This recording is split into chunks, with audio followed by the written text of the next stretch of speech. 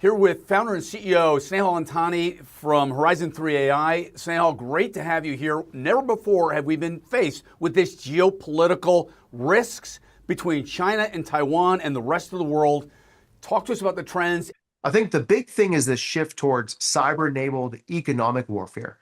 If you assume we're in a Cold War with China, semiconductors are the front lines of that Cold War. And so suddenly you don't have to go to war with tanks and bombers.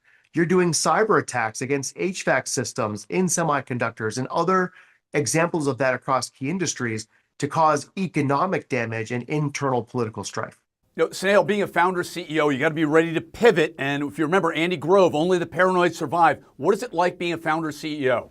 A founder CEO, you're reinventing yourself every 12 to 18 months. So early on, you're the founder, the CEO, the product manager, the head of sales, the head of HR.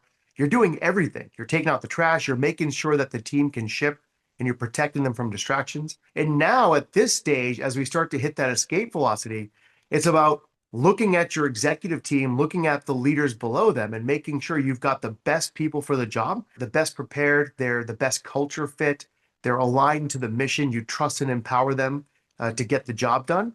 And as a leadership team, we're creating space for the next wave of leaders to be able to step up and become heroes themselves and drive the organization. Snehal, you've had an amazing career and you're a great friend of HMG Strategy. Talk to us about your experience at JSOC and how it's helped you be a founder CEO with amazing success. What makes JSOC and Special Operations a premier leadership and executing organization, they empower those closest to the problem. They make sure everyone has shared understanding, and they make sure that your results do the talking. And if you take those as three fundamental attributes of every high-performing team, those closest to the problem have the most context. They can get stuff done.